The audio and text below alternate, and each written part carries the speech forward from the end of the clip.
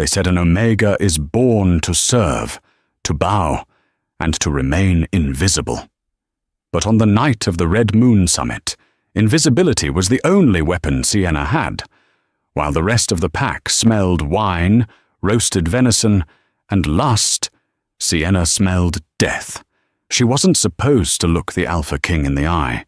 She certainly wasn't supposed to touch him. But when she caught that scent, a sweet, rotting fragrance that no other wolf detected, she knew she had 3 seconds to act. 1 whisper, 1 warning, and a choice that would either save the most powerful man in the world or get her executed before dessert was served. This is the story of how the lowest wolf saved the highest king. The floors of the Blackwood Manor were made of imported Italian marble, cold enough to freeze the skin off your knees if you knelt on them for too long. Sienna knew this because she had been kneeling on them since 4 in the morning. Mr. Spot runt. A heavy boot nudged her ribs. Sienna didn't flinch. She kept her eyes on the sudsy grey water in her bucket, scrubbing the faint scuff mark near the grand staircase. "Yes, Beta Kale, I'll fix it." Kyle, the pack's second-in-command, sneered.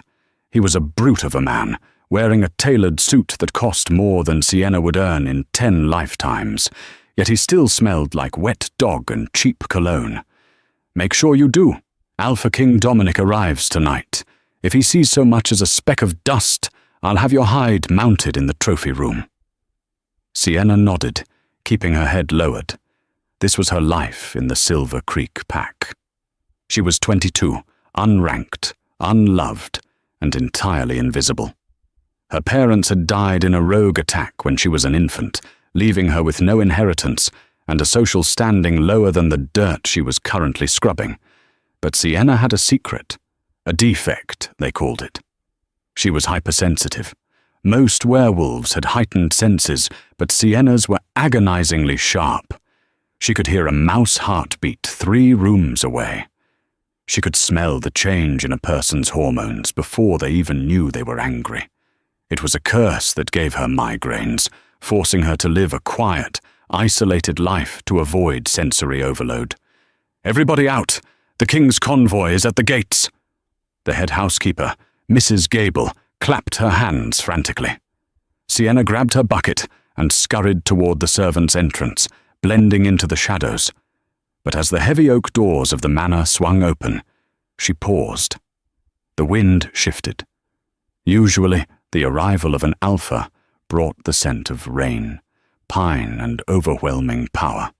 And indeed, as the black SUVs rolled up the driveway, that power washed over the estate like a tidal wave. But beneath the power, threaded through the crisp autumn air, Sienna smelled something else. It was faint. So faint that if she breathed too hard, she would miss it. Bitter almonds, crushed cherry pits.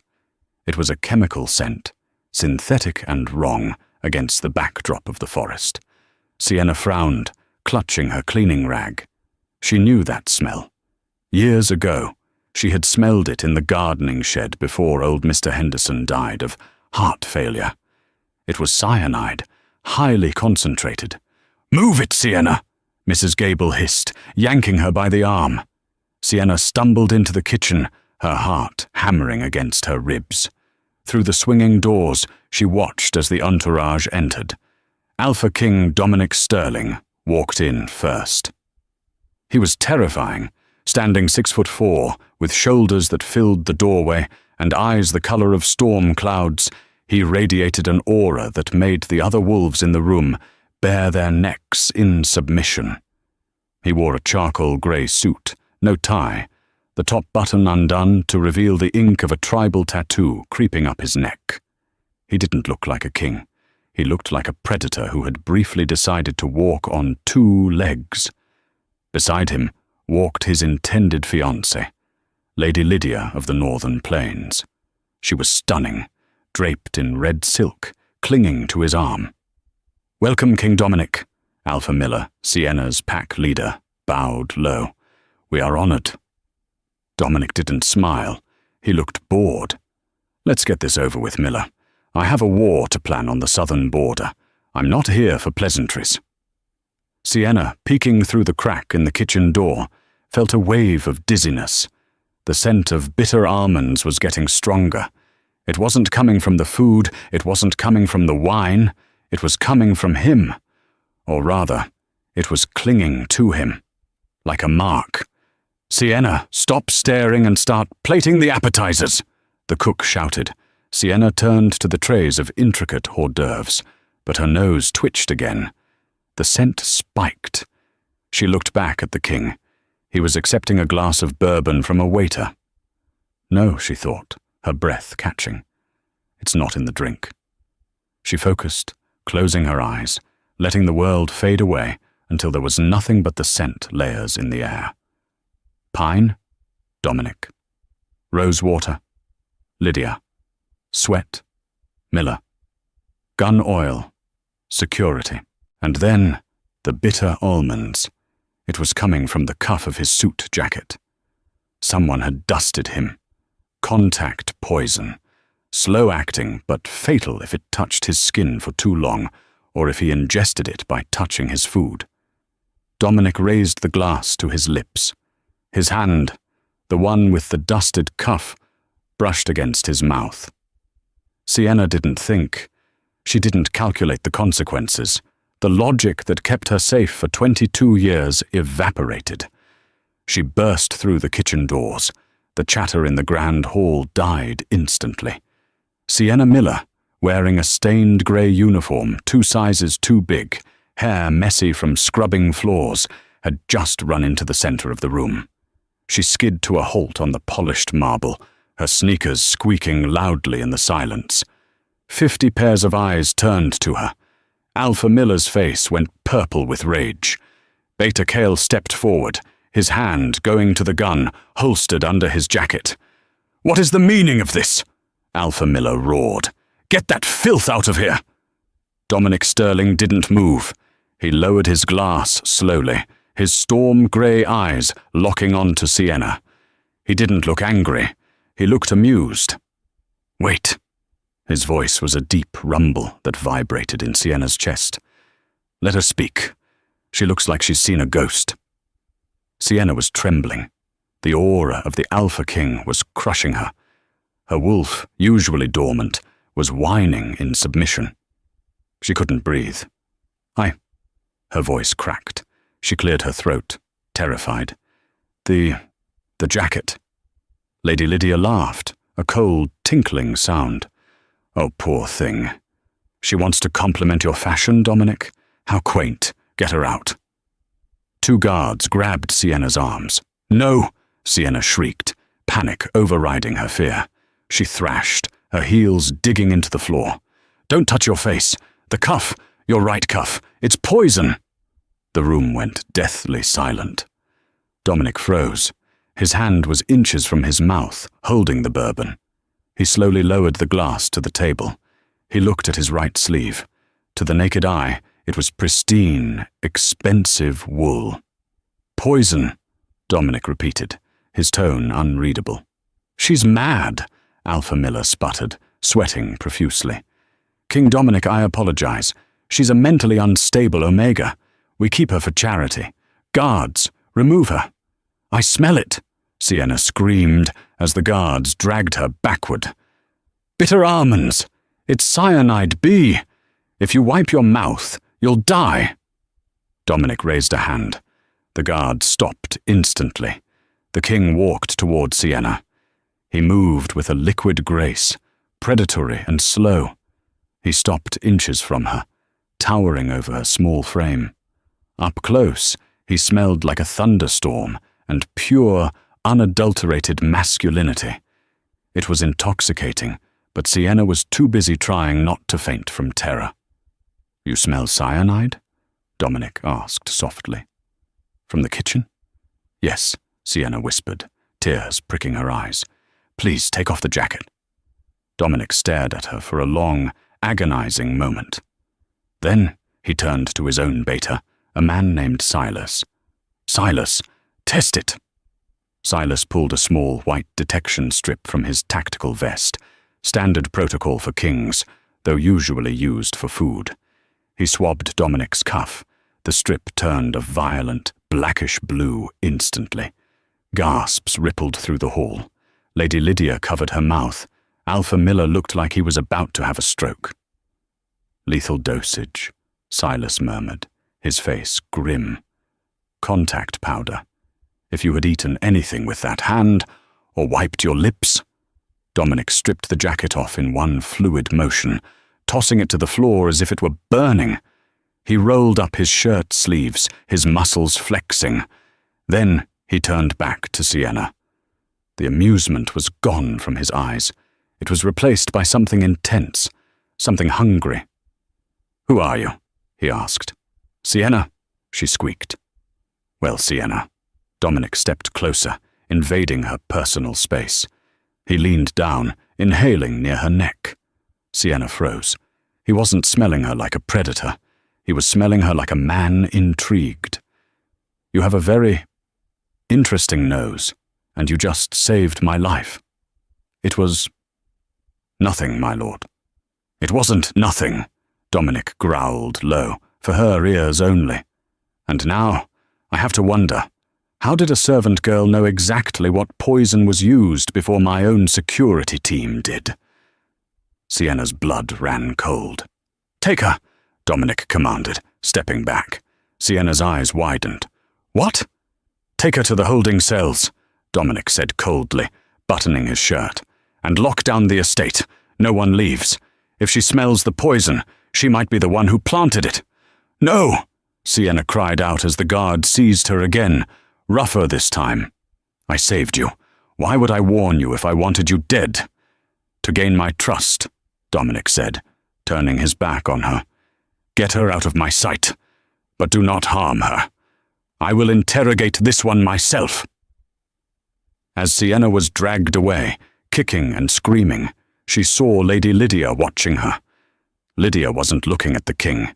She was looking at Sienna with eyes full of pure, unbridled hatred. And beneath the perfume of roses, Sienna caught a whiff of something else on Lydia. Gunpowder and bleach.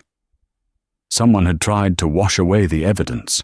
The holding cell was actually a wine cellar converted for security purposes. It was damp, cold, and smelled of old cork and dust. Sienna sat on a wooden crate, hugging her knees to her chest. She had been there for 3 hours. Her mind was racing. She had expected gratitude, maybe a reward. Instead, she was a prisoner. She replayed the moment in the hall, the way Dominic's grey eyes had bored into hers. There was a pull there, a magnetic snap she had never felt before. The heavy iron door creaked open. Sienna scrambled to her feet. King Dominic entered alone. He had changed his shirt to a fitted black tactical tee, and the air in the small room instantly became heavy with his scent. He carried a folding chair, which he placed backward in front of her, straddling it. He didn't speak for a long time. He just watched her. "Sit," he commanded. Sienna sat back down on the crate, her hands trembling. "My security team swept the perimeter," Dominic said, his voice echoing off the stone walls. "They found a canister of the powder in the gardener's shed. Your fingerprints were on the door handle." "I cleaned the shed," Sienna argued, desperation rising in her voice. "It's part of my chores. I didn't put anything there." "Perhaps," Dominic tilted his head. "But you must admit, it looks suspicious. An Omega with no rank, no family, suddenly develops a nose better than a bloodhound. Who are you working for, Sienna? The Rogues? The Southern Rebellion?" "I work for no one," Sienna said, lifting her chin. A spark of defiance ignited in her chest.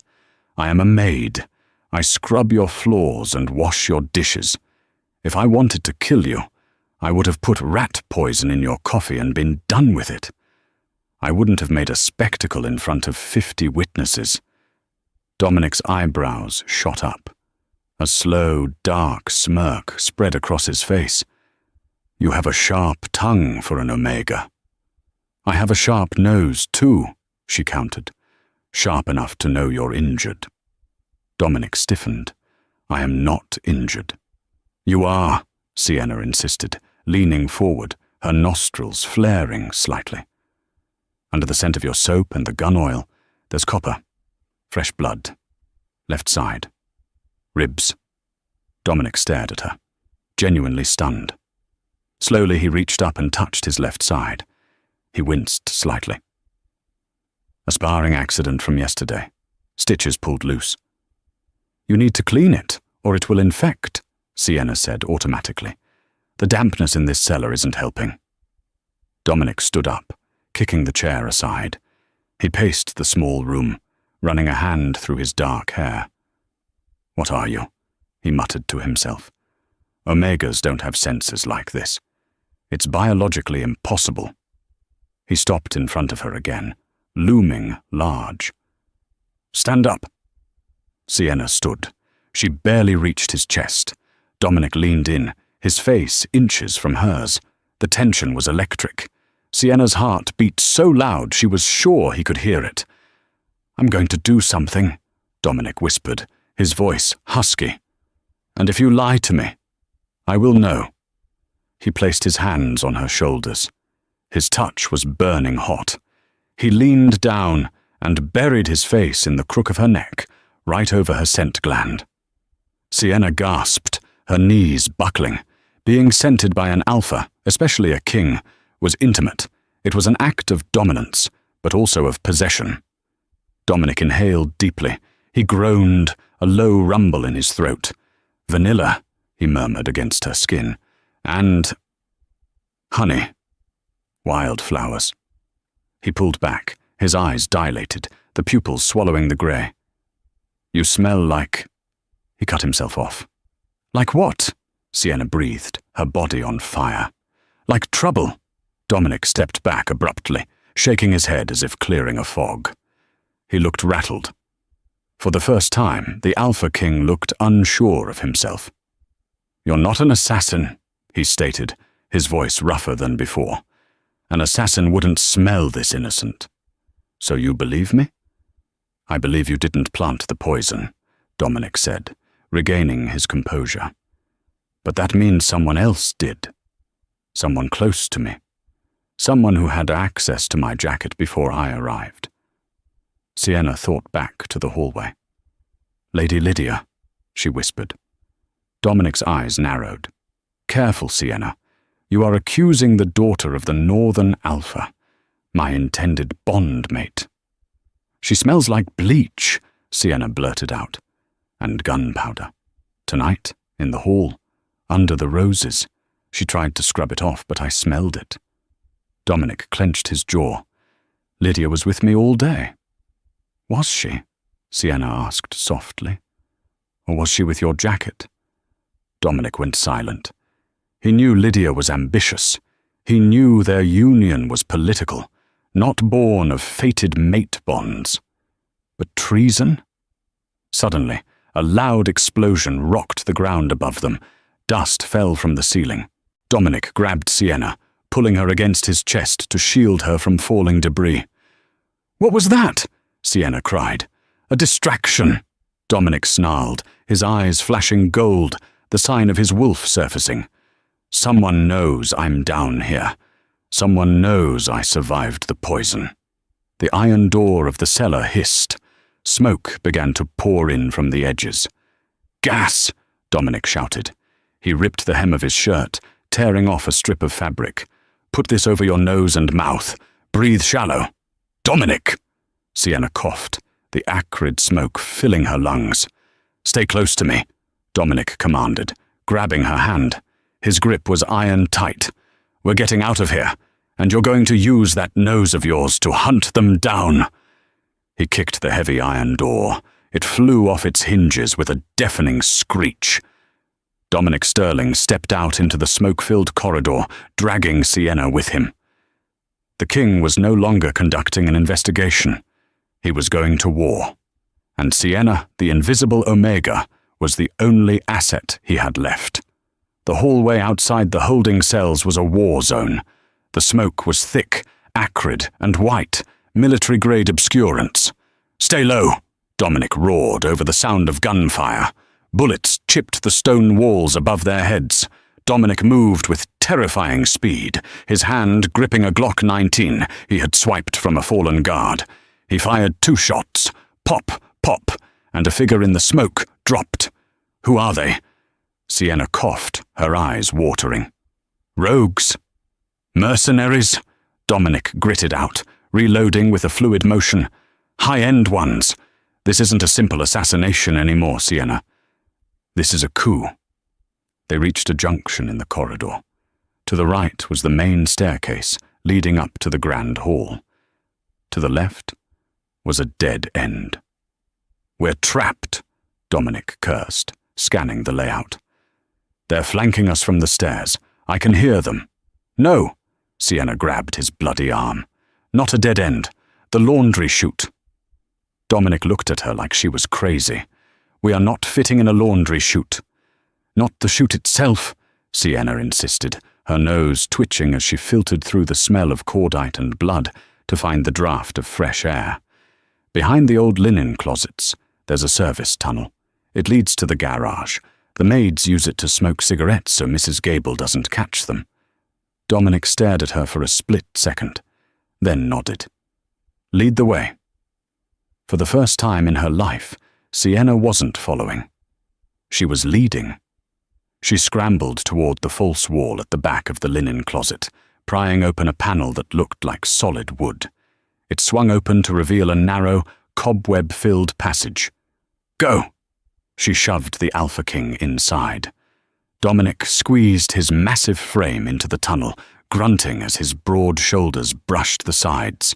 Sienna followed, pulling the panel shut just as bullets shredded the wood where she had been standing seconds ago. Inside, it was pitch black. "I can't see," Dominic whispered. Even wolf vision needed a sliver of light to work. "I don't need to see," Sienna whispered back. "I can smell the oil from the garage. Follow my voice." They crawled for what felt like miles. The air grew colder. Sienna's knees were raw, bleeding through her thin servant's uniform. Behind her, she could hear Dominic's breathing becoming labored. The smell of copper, his blood, was getting stronger. His wound was reopening. "We're almost there," she encouraged him, though her own heart was pounding. They burst out into the cool air of the underground garage. It was silent. "My car," Dominic pointed to a sleek, armored black SUV parked in the VIP section. "It has weapons in the trunk." He started to move toward it, but Sienna grabbed his belt, yanking him back. "Stop," she hissed. "What now?" Dominic snapped, sweat dripping down his forehead. "We need to leave, Sienna." "Gasoline," she whispered, terrified. "Raw gasoline, and electrical wiring, exposed."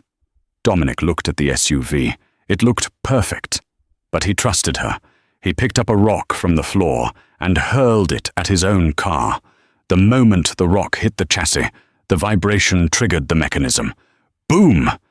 The SUV exploded in a fireball that shook the foundations of the house. The heat wave knocked them both backward onto the concrete. If they had been inside, or even standing next to it, they would be ash. Dominic lay on his back, staring at the burning wreckage of his vehicle. He turned his head slowly to look at Sienna. She was curled in a ball, shielding her head, trembling. He had underestimated her. Everyone had. "Okay," Dominic groaned, forcing himself up. He winced, clutching his side. His hand came away red. "Plan B. We take the truck." He pointed to an old, rusted Ford F-150 used by the groundskeepers. It was beat up, smelled of manure, and was definitely not rigged with a bomb because no one cared about it. Dominic hot-wired it in 10 seconds. As the engine sputtered to life, he hauled Sienna into the passenger seat. "Hold on," he growled. He slammed the truck into gear and floored it. They smashed through the garage gate, wood and metal flying everywhere, and roared out into the rainy night. But as they sped down the driveway, Sienna looked into the side mirror. 3 black motorcycles and a Humvee were peeling out of the shadows behind them. "They're following!" she screamed. "Let them come." Dominic's eyes flashed gold again. He gripped the steering wheel so hard the leather cracked. "I'm done running." The chase didn't last long. Dominic, despite his injuries, drove like a madman. He veered off the main road, crashing through a fence and driving deep into the Blackwood forest. The dense canopy blocked the moonlight, and the mud made the terrain impossible for the motorcycles. He ditched the truck in a ravine and pulled Sienna out. "We walk from here," he said, his voice tight with pain. "The rain will wash away our tracks." They hiked for an hour. Sienna was freezing, her uniform soaked through, but she didn't complain. She was too busy monitoring Dominic. He was stumbling. The scent of infection, sweet and sickly, was starting to mix with the metallic smell of blood. "There," Dominic pointed. Ahead, nestled against a limestone cliff, was a small hunting cabin. It belonged to the pack's game warden, a man named Old Thomas, who was currently away in the city. They broke the lock and stumbled inside. It was dry, smelling of cedar and wood smoke. Dominic collapsed onto the dusty rug in front of the cold fireplace. "Dominic!" Sienna rushed to him. He was pale, his skin clammy. "I'm fine," he slurred. "Just need a minute." "You're not fine." Sienna went into survival mode. She found matches and lit the fire. Then she raided the kitchen. No medical kit, just a bottle of high-proof whiskey and a sewing kit for repairing tents. It would have to do. She knelt beside the king of werewolves. "I need to cut your shirt open." Dominic looked at her through half-closed eyes. He gave a weak chuckle. "At least buy me dinner first." Sienna didn't smile. She used a steak knife to slice through the tactical fabric. The wound on his ribs was ugly, a deep gash that had torn through the previous stitches. It was angry and red. "This is going to hurt," she said, pouring the whiskey over the wound. Dominic roared, his back arching off the floor. His wolf surfaced, a deep growl vibrating through the cabin, his claws extended, gouging the wooden floorboards. But he didn't attack her. He held still, breathing raggedly. "Do it," he commanded. Sienna threaded the needle. Her hands, which shook when she was being yelled at by Mrs. Gable, were steady now. She had sewn torn hems for years. Skin was just a different fabric. She stitched him up, 12 neat sutures. Then she bandaged him with strips of a clean towel. When she was done, she sat back, exhausted. Dominic lay there, watching her. The firelight danced across his face, softening the hard angles. He looked less like a king and more like a man. "Why?" he asked quietly. "Why what? Why save me? You could have run. You could have let the poison take me. You could have let the car explode. You owe me nothing. My pack treats you like garbage." Sienna hugged her knees. "Because I smelled your fear," she whispered, "in the kitchen. Just for a second, beneath the power and the arrogance. You were tired. You smelled lonely." Dominic went still. He reached out, his large hand covering hers. His skin was rough, calloused. "I have thousands of wolves under my command," he said hoarsely.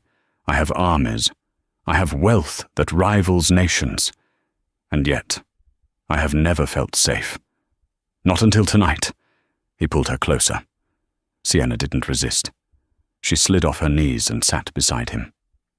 "Lydia," Dominic said, the name tasting like bile. "She wants the throne. She knows I won't marry her if I don't feel the bond." She got tired of waiting. "Is she your mate?" Sienna asked, her heart squeezing painfully. "No." Dominic looked her dead in the eye. "She smells like roses. It's pleasant, but it's just perfume. You." He leaned in, inhaling the scent of her wet hair. "You smell like home." Sienna's breath hitched. I'm an Omega, Dominic. I'm a nobody. Rank is a construct meant to keep order, Dominic murmured, brushing a stray lock of hair from her face. His thumb grazed her cheekbone, sending sparks shooting down her spine. Nature doesn't care about rank.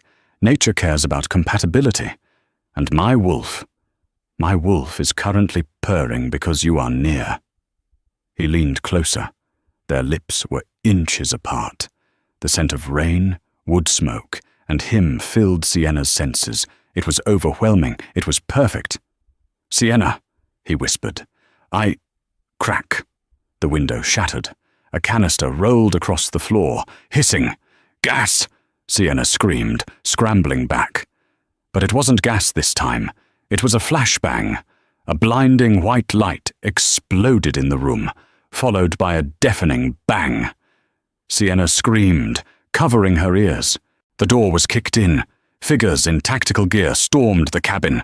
Dominic roared, trying to stand, trying to shift. But the blood loss and the shock were too much. A taser dart hit him in the chest. He convulsed and went down. Secure the target, a voice shouted. It was Beta Kale. Sienna tried to run for the back door, but a heavy hand grabbed her hair, yanking her back. She cried out as she was thrown to the floor next to Dominic. Kyle loomed over them, a cruel smile on his face. Behind him, walking in with an umbrella to shield herself from the rain, was Lady Lydia. She looked impeccable, not a hair out of place. "Oh," Lydia sneered, looking down at the unconscious king and the trembling maid. "Look at them. Playing doctor, how domestic." "What do we do with the girl?" Kyle asked, unholstering his pistol. Lydia looked at Sienna with cold, dead eyes. "The king needs to die of complications from his injuries during a rogue attack. Tragically," she tapped her chin, "the girl, well, we need a scapegoat, don't we? The deranged Omega who poisoned him and then kidnapped him?" Lydia crouched down, grabbing Sienna's chin with painful force. "You have a good nose, little rat," Lydia hissed. "Too bad you couldn't smell your own grave." "Kill her," Lydia commanded, standing up. "And make it look messy." Kyle raised the gun, aiming right between Sienna's eyes. Sienna didn't close her eyes. She stared at the gun barrel. She smelled the gun oil. She smelled Kyle's sweat. And then she smelled something else. Something outside. Hundreds of somethings. Wet fur. Pine. Rage. "Wait," Sienna whispered. Kyle paused, finger on the trigger. "Any last words?" "You're surrounded," Sienna said, a strange calm washing over her. "What?" Kyle laughed. "By who? The squirrels?" "No," Sienna smiled, her eyes flashing a brilliant, unexpected violet color. The mark of a gamma bloodline waking up. "By the Royal Guard." Before Kale could process the words, the wall of the cabin didn't just break, it exploded inward. A massive black wolf, the size of a horse, crashed through the timber, jaws snapping around Kyle's arm. The cabin became a slaughterhouse in seconds. Sienna had been right. It wasn't just the Royal Guard. It was Dominic's elite unit, the Shadows. They had tracked the tracker in Dominic's watch, a tracker he had activated right before the flashbang went off. Wolves tore through the mercenaries. Screams filled the air. Lydia screamed, dropping her umbrella, scrambling backward over the broken glass. "I am the future queen. You cannot touch me." The massive black wolf, Silas, Dominic's loyal beta, shifted back into human form, naked and covered in blood. He spat out a chunk of Kale's suit. "You are under arrest for high treason," Silas growled. Dominic groaned, pushing himself up. The taser shock was wearing off. He looked around the room, his eyes wild, until they landed on Sienna. She was huddled in the corner, unharmed but shaking. He crawled to her, ignoring his bleeding side. "Sienna?" "I'm okay," she wept, throwing her arms around his neck. I'm okay. Dominic buried his face in her neck, breathing her in, grounding himself. Then he stood up, pulling her with him. He turned to Lydia, who was now being held by 2 guards. The storm outside was raging, but the storm inside Dominic was worse. Take her back to the manor, Dominic said, his voice deadly quiet. Call the council. We end this tonight. 2 hours later, the grand hall of Blackwood Manor was packed. Every alpha from the surrounding territories had been summoned via emergency decree. They stood in a circle, murmuring. In the centre, Lady Lydia and Alpha Miller, who had been dragged from his bed, were kneeling, bound in silver chains. Dominic sat on the throne at the head of the room. He had been cleaned up, his wound restitched by a real doctor, and he wore fresh clothes. But he didn't look civilized. He looked like an executioner. And sitting on a smaller chair right beside him, dressed in a clean velvet gown that Silas had procured, was Sienna. The murmurs grew louder. An Omega? On the dais? Beside the king? Silence! Dominic's voice boomed. The room froze. Tonight an attempt was made on my life, Dominic announced. Not by rogues, but by those sworn to me. He pointed at Lydia. Lydia of the northern plains. You poisoned my cuffs. You hired mercenaries. You bombed my estate. Lies! Lydia shrieked, her face pale. Where is the proof? You trust the word of a floor scrubber over a high-born lady? I trust her, Dominic said simply. But we have more than her word. Silas stepped forward, holding a tablet. We recovered Beta Kale's phone from his body. It contains text messages, bank transfers to the mercenaries, and a recorded call with you, Lydia, authorizing the hit. The color drained from Lydia's face completely. Alpha Miller started sobbing. She made me do it. She promised me the Southern Territories. Dominic stood up. He walked down the steps of the dais. He stopped in front of Lydia. You wanted power, Dominic said softly. You wanted to be queen. But a queen protects the pack. A queen senses danger. She does not create it. He turned to the crowd. This woman is stripped of her rank. She is stripped of her name. She is exiled to the wastelands. If she returns, she dies. The guards dragged Lydia away, kicking and screaming curses. Dominic turned to the crowd. He took a deep breath. There is one more matter. He turned back to Sienna. He held out his hand. Sienna hesitated. The entire room was watching. She was just a maid. She had scrubbed the very floor she was now standing on. Come here, Dominic commanded gently. Sienna stood and walked down the steps. She took his hand. This woman, Dominic announced, his voice ringing with pride. Sienna, she has no family name. She has no rank. But tonight, she saw what you missed. She heard what you ignored. She smelled the death you were too busy drinking wine to notice. He knelt. The king of Alphas knelt on one knee before the Omega Maid. Gasps filled the room. Sienna, Dominic said, looking up at her with adoring eyes. You saved my life. You saved my soul. I don't care about politics. I don't care about bloodlines. I know what my wolf wants. He pulled a ring from his pocket, his signet ring, heavy gold with the crest of the royal house. I cannot make you a queen tonight, he said. That takes time. But I can make you mine. Will you accept me as your mate? Sienna looked down at him.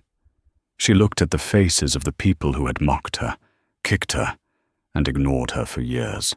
They were all bowing now. She looked at Dominic. She didn't smell almonds anymore. She didn't smell blood.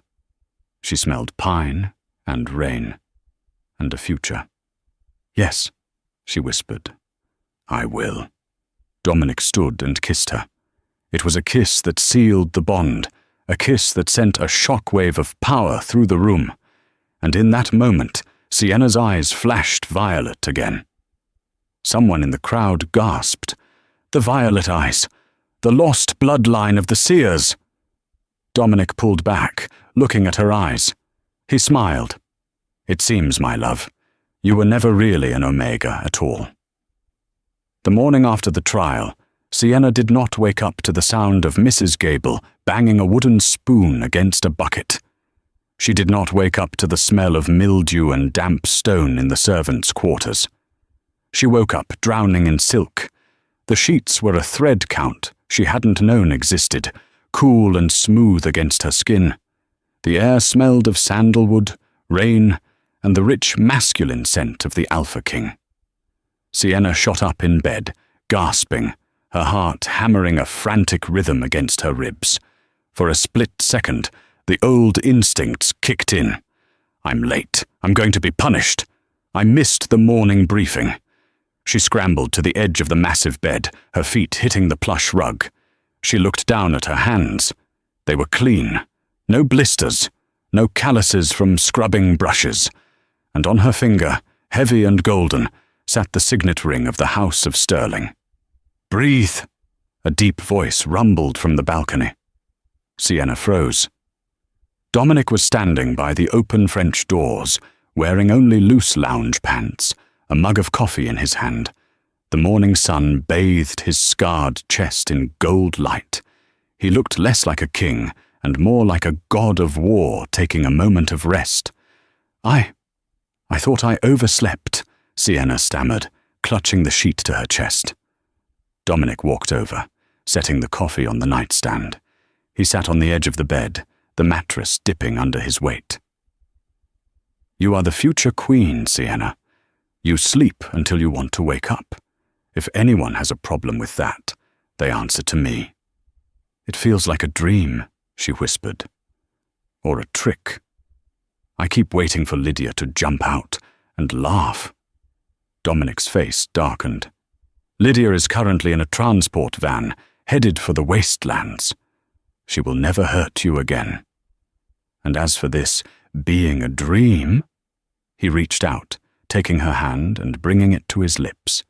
He kissed her knuckles, his eyes flashing that warm, molten amber. Does this feel like a dream? The spark that shot up her arm was grounding. It was real. No, she breathed. Good. Dominic stood up, pulling her with him.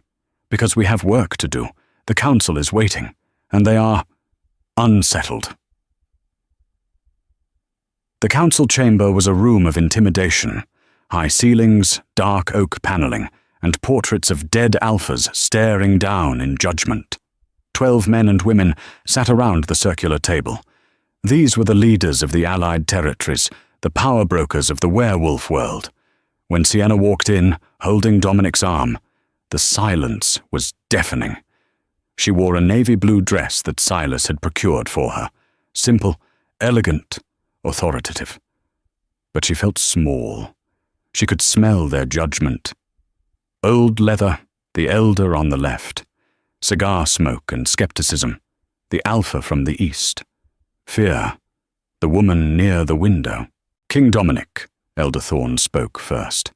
He was a man of tradition, with white hair and a face carved from granite. We respect your authority, but this irregularity cannot stand. Dominic remained standing, his hand resting protectively on the small of Sienna's back. Speak plainly, Thorne. She is an Omega, Thorne said, not looking at Sienna, as if she were a piece of furniture. She has no bloodline, no training. You cannot simply place a servant on the moon throne. The Luna must be a warrior. She must be able to hold the pack together when the Alpha is away. This girl, she cleans floors. Sienna felt Dominic's muscles coil. He was about to explode. He was about to tear Thorne apart for the insult. She squeezed his hand. Wait. Sienna stepped forward, releasing Dominic's arm. The council members blinked, surprised by her movement. You say I have no bloodline, Sienna said, her voice shaking slightly before she steadied it. She focused on the scents in the room, the sensory map of the world that only she could see. "And you say I cannot hold the pack together." She turned to Elder Thorne. "You smell of peppermint and ink," she said softly. "But underneath that, you smell of belladonna, the same poison used to numb the senses of an alpha during a challenge." Thorne's eyes widened. "How dare you!" "You have a vial of it in your jacket pocket," Sienna continued, her voice gaining strength. "You've been dosing your own grandson to keep him compliant, haven't you? So he doesn't challenge you for your seat." The room gasped. Thorne went pale, his hand instinctively going to his pocket. Sienna turned to the woman near the window, Alpha Mara. "And you," Sienna said, "you smell of fear. And wet dog. Not your own. You've been meeting with the rogues near the river. You're paying them protection money because you can't defend your borders." Mara stood up, knocking her chair over. "That is a lie." "Is it?" Sienna tilted her head. Her eyes, usually a warm brown, began to shimmer.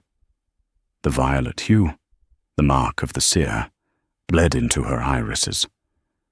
"Because I can smell the currency on your hands, old bills, buried underground." She looked around the table. "I may have scrubbed floors," Sienna said, her voice ringing clear and cold as a bell. "But while I was scrubbing, I was listening, I was smelling. I know every secret in this house. I know every lie you tell. An alpha leads with strength. But a Luna leads with truth, and you cannot hide the truth from me." Dominic watched her, a look of pure, unadulterated awe on his face. "The violet eyes," Elder Thorne whispered, sinking back into his chair, defeated. "The lost bloodline of the Andalus. The moon-blessed seers." "I thought they were extinct," another council member murmured. "They were hunted down a century ago." "One survived," Dominic said, stepping up beside Sienna. He placed a hand on her shoulder. "Her parents hid her amongst the Omegas to keep her safe. They died protecting her secret. But she is no Omega. She is a Gamma of the royal line, and she is my mate." Dominic looked at the council. "Now, does anyone else wish to question her qualifications?" Silence. Then, slowly, Elder Thorne bowed his head. "No, my king. We accept her." One by one, the council members bowed. Sienna let out a breath she didn't know she was holding. She hadn't used violence. She hadn't used a command. She had used the very thing she had been ashamed of her whole life. Her sensitivity. The days leading up to the coronation were a blur of activity. But for the first time, Sienna wasn't on the sidelines. She was the center of it. She reorganized the household staff, firing the abusive beta supervisors and promoting the hard-working Omegas she had worked beside for years. She established a new security protocol based on scent perimeters, training the guards to look for chemical markers rather than just physical threats. But the hardest part was the internal transition. One evening, 2 nights before the ceremony, Sienna found herself walking down the servants' corridor. It was empty. She stopped in front of the door to the mop closet. She opened it. The smell of bleach and old grey water hit her. It was a smell that used to mean safety. It used to be the only place she could hide from Beta Kale's kicks or Mrs. Gable's screaming. "You don't belong there anymore." Sienna turned. It was Silas, the royal Beta. He was holding a garment bag. "I know," Sienna said, closing the door gently. "It's just strange. I feel like an imposter, like I'm wearing a costume." Silas walked over. He was a man of few words, a warrior born and bred. He looked at her with a newfound respect. "When you ran into that hall," Silas said, "when you screamed about the poison, did you think about your rank then?" "No," Sienna admitted. "I just didn't want him to die." "Exactly," Silas nodded. "Rank is what we wear. Spirit is what we are. You have the spirit of a queen, Sienna. You saved the Alpha. The pack follows strength, yes. But they love sacrifice. You risked execution to save us. That is why they will follow you." He handed her the garment bag.